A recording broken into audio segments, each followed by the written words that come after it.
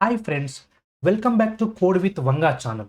Today we are going to learn about do while loop in C Sharp. Previously we have learnt for loop, while loop. Now third one is do while loop. Example, why we need it. A do while loop is similar to while loop but with one key difference. That is, it executes the code at least once even if the condition is false. So let's see those in the code. Now I'm clicking on the solution explorer. I'm creating a console project. I'm giving a project name as do while loop. Do while loop. Okay. Now I'm created the project. Now we'll see one example. Do while loop.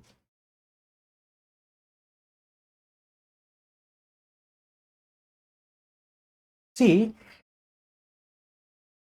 in any loops, always initialization must be there, condition must be there, increment or decrement must be there.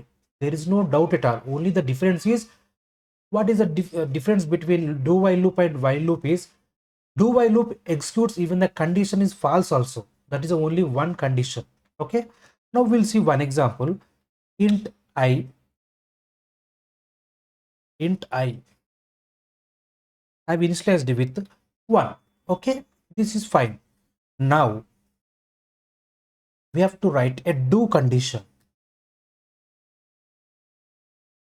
Console dot I.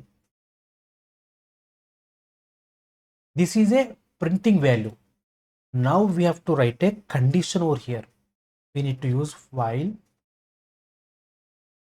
How many times? I value, for example, I value less than or equal to 5th time. Now we have to use a semicolon. Then to read the values, you know already, we have to use console dot readline or console dot read key. Whatever you want, you can use. Okay. Now I'll put a breakpoint over here. See, this is called initialization.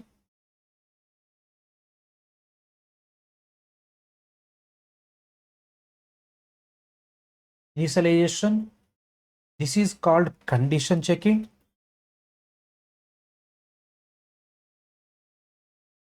Checking. And we missed one thing, that is I value should increase or decrease. This is called increment. Increment. Increment. Okay. So this is initialization, this is increment, and this is condition. Any loops, these three must be there. For loop, while loop, do while loop. Now I will run the program. I'll select do while loop project with that do while loop. Yes, this is the one. But only one condition is initialization by default is there.